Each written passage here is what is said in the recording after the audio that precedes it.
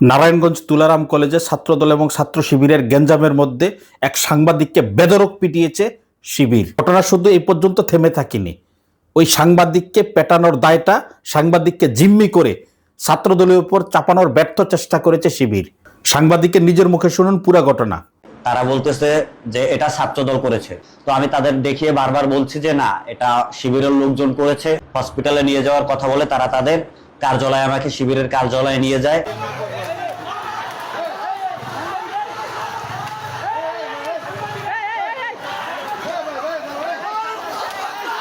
আজ জুলাইকে কেন্দ্র করে আমরা শিল্পকলা একাডেমিতে সংবাদ সংগ্রহ করাকালীন সময় 12:30টার দিকে আমাদের কাছে নিউজ আসে, খবর আসে যে সরকারি তুলারাম কলেজের সামনে ছাত্রদল এবং ছাত্র শিবিরের একটি সংঘর্ষ হচ্ছে। তো তখন আমরা সংবাদ সংগ্রহের জন্য এসে দেখি ছাত্রদলের নেতাকর্মীরা তুলারাম কলেজের সামনে অবস্থান করছে। তো তাদেরকে ওভারটেক করে সেফ জোনে যাওয়ার জন্য যখন একটু সামনে আগাই, তখন দেখতে পারি শিবিরের কিছু লোকজন ধাওয়া করে আসতেছে। তখন তারা আমাকে এসে দূর থেকে নিক্ষেপ করতেছে। তো তারপরে তাদেরকে বারবার প্রেস বলার পরে আমার বাইকে প্রেস লেখা এবং আমার গলায় আইডি কার্ড, এবং আমি জোরে চিৎকার করে প্রেস বলতে বলতে মানে বলার পরেও কিছু লোক সরে গিয়েছে এবং কিছু সংখ্যক লোক এলোপাথারি আঘাত শুরু করেছে। তারা আমার হাতে আঘাত করেছে, তারা আমার পায়ে আঘাত করেছে, তারা আমার ফেস বরাবর আঘাত করেছে। কিন্তু ফেসটা আমি সেভ করার জন্য সেই আঘাতগুলো আমার মাথাতে লাগে। এক পর্যায়ে মাথা হালকা কেটে যায় এবং মাথা ফুলে যায়। তখন আমার শোল্ডারে বাড়ি দেয় এবং আমার পিঠে বাড়ি দেয় এবং ডান হাতেও বাড়ি দেয়। প্রায় ভাঙা অবস্থায় এখনো প্রচুর ফুলে রয়েছে এবং খুব পেইন অনুভব হচ্ছে। হসপিটালে নিয়ে যাওয়ার কথা বলে তারা তাদের কার্যালয়ে, আমাকে শিবিরের কার্যালয়ে নিয়ে যায়। নিয়ে যাওয়ার পরে এক পর্যায়ে তারা তাদের পরিচয় জিজ্ঞেস করা হলে তারা তাদের কোনো পরিচয় দিতে চাচ্ছে না। এবং আমি বারবার হসপিটালে যাওয়ার উদ্দেশ্যে যে বলতে চাচ্ছি যে আমি হসপিটাল যাব, তো তারা বলতেছে যে আমরাই হসপিটাল নিয়ে যাব। এভাবে আমাকে বেশ কিছুক্ষণ বসিয়ে রাখা হয় এবং 3 থেকে 4 বার আমি হসপিটালে যেতে চাওয়া হলেও আমাকে তখন তারা বসিয়ে রাখে, দমিয়ে রাখে। তো তার কিছুক্ষণ পরে তাদের কিছু নেতাকর্মী আসতে শুরু করার পরে তারা আমাকে বলতেছে যে মানে আমাকে চার্জ করতেছে। দেন তারা বলতেছে যে এটা ছাত্রদল করেছে। কিন্তু আমি স্পষ্ট এবং আমি শিওর, আমার কাছে প্রমাণ আছে, আমার কাছে ছবি আছে, আমার কাছে ভিডিও আছে যে আমাকে কারা হামলা করেছে। তো আমি তাদের দেখিয়ে বারবার বলছি যে না, এটা শিবিরের লোকজন করেছে। কিন্তু তারা কোনো মতেই মানতে চাচ্ছে না। তারা বারবার আমাকে দিয়ে বলাতে চাচ্ছে, আমার স্টেটমেন্ট নিতে চাচ্ছে যে এটা ছাত্রদল করেছে। সেই ক্ষেত্রে তখন তাদের একজন নেতাকর্মী ছিল যে আমাকে তাদের কার্যালয়ে নিয়ে যায়।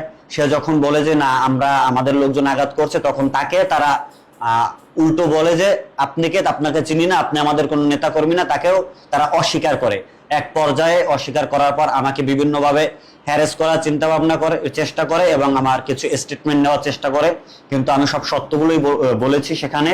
এবং এক পর্যায়ে তারা স্বীকার যায় যে তারা আমাকে আঘাত করেছে, তারা নাকি একটি মাত্র বাড়ি দিয়েছে। কিন্তু আমার তাহলে বিভিন্ন জায়গায় যে আঘাতগুলো, এগুলো কিভাবে আসলো, এগুলো বলার পরে তারা বিভিন্ন স্টেটমেন্ট নিতে চাচ্ছে যে এগুলা ছাত্রদল করেছে, তারা করে নাই। এইভাবে করার পরে আমার অফিসের, আমার হাউজের সহকর্মীবৃন্দরা জগন্নাথ বিশ্ববিদ্যালয় সিসিটিভি ফুটেজ প্রকাশ করেছে। ওই ফুটেজ যদি আপনি দেখেন, আপনি দেখবেন কিভাবে ছাত্র শিবির জগন্নাথ বিশ্ববিদ্যালয়ে উত্তেজনা তৈরি করেছে। দেখেন যকসুর বিপি শিবিরের সাবেক সভাপতি রিয়াজুল ডক্টর নাসিরউদ্দিন স্যারকে কিভাবে ধাক্কা মারলো। স্যার যখন কথা বলতে আসলো, জগন্নাথ বিশ্ববিদ্যালয়ে শিবিরের বর্তমান সভাপতি সহ শিবিরের নেতাকর্মীরা স্যারকে ধাক্কাচ্ছিল। আলিয়া মাদ্রাসার ভিতরে শিবির কিভাবে ভাঙচুর করেছে, এই ভিডিও ক্লিপটা দেখলে বুঝবেন। এই দুপুর 1টার সময় আমরা দেখি ছাত্রদল মিছিল করতেছে। এর পরবর্তী সময়ে ছাত্রদল মিছিল করে এসে রাস্তায় অবস্থান নেয় ক্যাম্পাসে। পরে প্রিন্সিপাল স্যার খবর পেয়ে আসে, পরে ছাত্র শিবিরও আসে। তো দুই পক্ষের মধ্যে মোটামুটি কাজে একটা ধাওয়া পাল্টা দেওয়া হয়। তো এই ধাওয়া পাল্টা দেওয়ার এক পর্যায়ে ছাত্রদল পিছিয়ে উঠে যায় বা শিবির আধিপত্য বিস্তার করতে পারে। তো তখন শিবির ক্যাম্পাসের পুরোপুরি দখল নেয় হলের। তো আমি তখন রুমে ছিলাম, আমি আমার লোকজন সহ আমার রুমে ছিলাম। অন্য জায়গায় আমার জনবল ছিল, কিন্তু আমি আমার রুমে ছিলাম। তো এক পর্যায়ে ছাত্র শিবিরের কিছু দায়িত্বশীল দপ্তর সম্পাদক সে গিয়ে আমার রুমের দরজা ভাঙে এবং আরও কিছু দরজা ভাঙচুর করার শব্দ আমি পাই। আমি রুমে থাকার কারণে আমি তখন বের হইনি, সঙ্গত কারণে বের হইনি, তখন তারা অন্য রুমে ভাঙচুর করে। এক পর্যায়ে ছাত্রদল আবার আসে, ছাত্রদল আবার মারতে হবে, শিবিরকে হটাই দেয়। এখন মোটামুটি এই এলাকায় প্রশাসন আছে, আপনার সাংবাদিক আছে, এবং ছাত্রদলের ভাইরা আছে, আমরা আছি। তো সবচেয়ে উদ্বেগজনক বিষয় হচ্ছে যে ক্যাম্পাসের সুপরিবেশটা নষ্ট হয়েছে। তো আমার উভয় ধরনের প্রতি থাকবে যেন ক্যাম্পাসের পরিবেশটা কিন্তু সবাই সহযোগিতা। শিবির একটি ভয়ঙ্কর সন্ত্রাসী সংগঠন, যেখানে তারা দুর্বল, সেখানে তাদের মতো ভদ্র পৃথিবীতে আর কেউ নেই। যেখানে তাদের পেশি শক্তি ব্যবহার করার ক্ষমতা আছে, সেখানে কাউকে স্পেস দেয় না, সেখানে তারা সন্ত্রাসের চরম লেভেল দেখিয়ে ছাড়ে।